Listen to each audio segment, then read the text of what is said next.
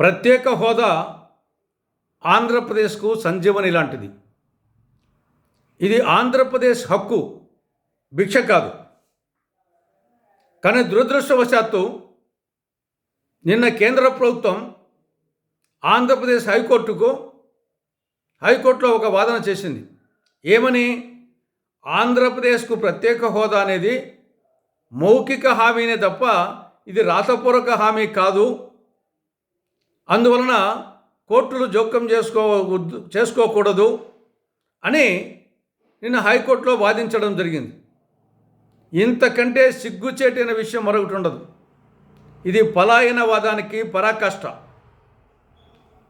2014 ఫిబ్రవరి 20వ తేదీన ఆనాటి ప్రధానమంత్రి మన్మోహన్ సింగ్ గారు రాజ్యసభలో ఆంధ్రప్రదేశ్కు ప్రత్యేక హోదా 5 సంవత్సరాల పాటు అమలు చేస్తామని ప్రకటన చేయడం జరిగింది.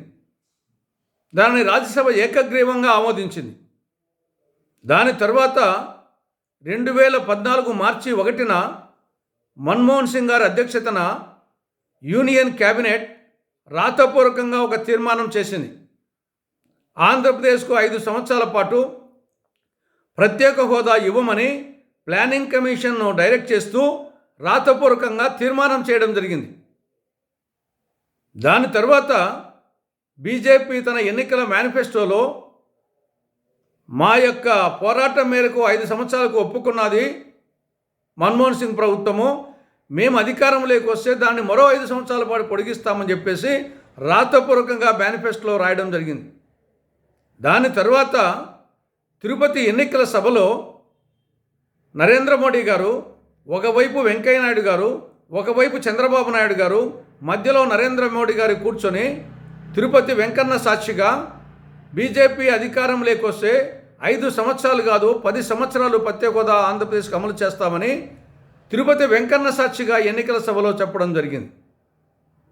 ఇవన్నీ మర్చిపోయి ఇప్పుడు తప్పించుకునే దానికోసం ఇది రాతపూర్వకంగా హామీ ఇవ్వలేదు, మౌఖికంగా మాత్రమే హామీ ఇచ్చాము కాబట్టి దీన్ని సీరియస్గా తీసుకోవాల్సిన అవసరం లేదని కేంద్ర ప్రభుత్వం తరపున లాయర్ వచ్చేసి అక్కడ హైకోర్టులో వాదిస్తాడు.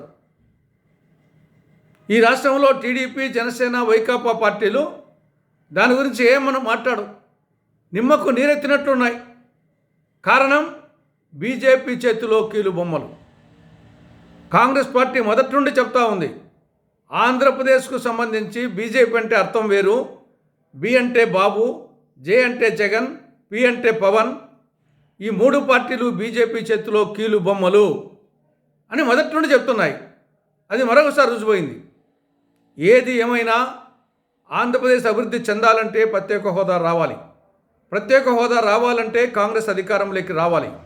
కాంగ్రెస్ అధికారంలోకి వస్తే తొలి సంతకం ప్రత్యేక హోదా ఫైల్ మీదనని చెప్పేసి ఒకసారి కాదు అనేక సార్లు కాంగ్రెస్ పార్టీ అగ్రనాయకులు రాహుల్ గాంధీ గారు చెప్పారు. ఒక్కసారి అర్థం చేసుకోవాల్సిందిగా ఆంధ్రప్రదేశ్ ప్రజానీకానికి కాంగ్రెస్ పార్టీ విజ్ఞప్తి చేస్తూ ఉంది. ఇక రెండవ అంశం, రాష్ట్రంలో టీడీపీ, వైకాపా మధ్య లాలూచీ కుస్తీ నడుస్తూ ఉంది. నేను కొట్టినట్టు నటిస్తా, నువ్వు ఏడ్చినట్టు నటిస్తూ అని చెప్పేసి లాలూచీ కుస్తీ జరుగుతూ ఉంది. ప్రతిరోజు వైకాపా అవినీతి గురించి, జగన్మోహన్ రెడ్డి అవినీతి గురించి టీడీపీ, జనసేన, బీజేపీ కూటమి కోడే కూస్తూ ఉంటాయి, సుత్తే కొడుతుంటాయి గంటల తరబడి. కానీ తీరా అవకాశం ఇచ్చినప్పుడు మాత్రం తప్పించుకొని పారిపోతాయి. సౌర విద్యుత్ కొనుగోలు ఒప్పందాల్లో జగన్ ప్రభుత్వ హయాంలో 1750 కోట్ల రూపాయల అవినీతి జరిగింది. లంచం తీసుకున్నారని సాక్షాత్తు అమెరికాకు చెందినటువంటి అమెరికా ప్రభుత్వానికి సంబంధించిన సంస్థలు అక్కడ కోర్టులో ఛార్జ్షీట్ వేస్తే, ఇక్కడ టీడీపీ కూటమి ప్రభుత్వం దాని గురించి ఏం మాట్లాడు. ఆ సౌర విద్యుత్ కొనుగోలు ఒప్పందాలు రద్దు చేసుకోదు, సంబంధిత వ్యక్తుల మీద వచ్చేసి చర్యలు తీసుకోరు, విచారణ ఉండదు, చర్యలు తీసుకోరు. కానీ సుత్తే మాత్రం అవినీతి గురించి సుత్తే మాత్రం కొడతా ఉంటారు. అందుకోసమే టీడీపీ, వైకాపాల మధ్య రాష్ట్రంలో లాలూచీ కుస్తీ నడుస్తూ ఉంది అని కాంగ్రెస్ పార్టీ ఆరోపిస్తూ ఉంది. ఇక మూడవ అంశం, రాష్ట్రంలో శాంతి భద్రతల పరిస్థితి నానాటికి క్షీణిస్తూ ఉంది. నానాటికి తీసికట్టు నాగంబట్టు అన్న విధంగా తయారైంది. ఆఖరికి ఏ స్థాయికి చేరిందంటే బూడిద కోసం కడప జిల్లాలో ఆర్టీపీపీ ద్వారా వచ్చే ఉచిత బూడిద కోసం కూటమి నాయకులు వచ్చేసి వాళ్ళు లడాయి పెట్టుకున్నారు, ఘర్షణ పడుతున్నారు బూడిద కోసం. ఆ స్థాయిలో వచ్చేసి లాండ్ ఆర్డర్ ఉంది. అదేవిధంగా నెల్లూరు జిల్లా కొడవలూరు వద్ద మండలంలో రైల్వే గేటు వద్ద హిజ్రా నాయకురాలు హాసిని ఎవరో వ్యక్తులు కత్తులతో నరికి చంపారు.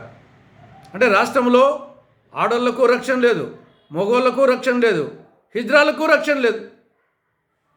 కాబట్టి ఇప్పటికైనా రాష్ట్ర ప్రభుత్వం శాంతి భద్రతల మీద ప్రత్యేక శ్రద్ధ పెట్టాలని కాంగ్రెస్ పార్టీ డిమాండ్ చేస్తూ ఉంది.